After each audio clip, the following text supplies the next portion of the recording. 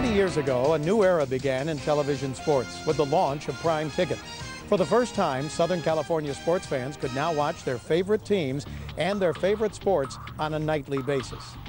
Hi everybody, I'm Bob Miller, the voice of the Los Angeles Kings since 1973, and proud to have been a member of that Prime Ticket broadcast team that started in October 1985. For the next hour, we're going to relive some of the great hockey moments that have aired over the last 20 years, and also share some inside stories, stories told by the players themselves that you might not have heard before. The Kings started airing television games when the team began in 1967. But back then, they broadcast just 20 games a year on local TV, and all were from the road. But it all changed when cable TV magnate Bill Daniels teamed up with Jerry Buss, owner of the Forum, the Lakers, and the Kings. The two men joined forces to start a regional network that would revolutionize television sports. In 1968, I joined Bill Daniels. Bill was a cable pioneer.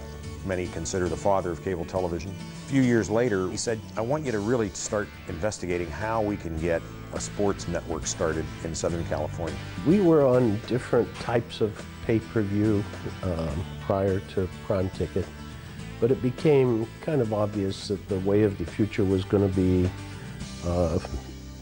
some local sports networks. And Bill Daniels came to me and said, shall we partner? I'll put up the cash and you put up the product. And we had adequate product. And of course, it went very, very well. This is Prime Ticket, the world's largest regional sports network. The birth of Prime Ticket was a different era in hockey. For the Kings, that meant a different home and different uniforms, the purple and gold.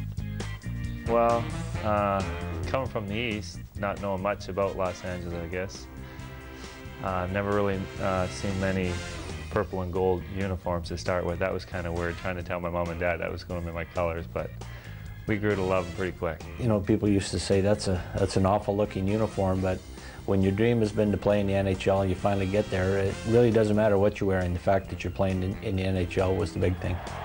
The Kings were an entertaining group of players led by Marcel Dionne, who was the second highest scorer in NHL history at that time, trailing only Gordie Howe. Dave Taylor was the captain of the Kings and its leader on and off the ice. Bernie Nicholls was their leading scorer and one of the most exciting young players in the game. Dave Tiger Williams, the NHL's all-time leader in penalty minutes, was certainly one of the most colorful players in Kings history. And familiar faces like Jimmy Fox and Mark Hardy were some of the stars on an exciting young team getting its first wide exposure on television.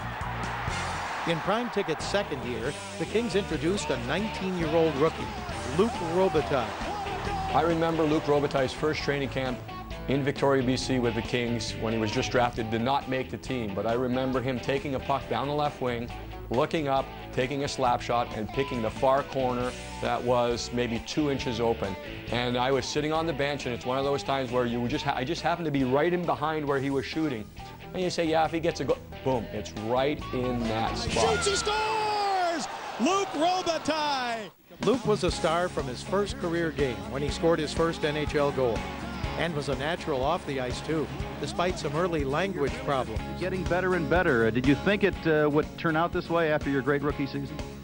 I knew one thing, like I told you. I don't know if I was nervous. The thing I was nervous about is I'm not sure I was going to be sure I was going to understand the question. That was what I was nervous about. Like, I barely spoke English. I'm like, what if I don't get what they're saying? So I would be really nervous about that part, you know.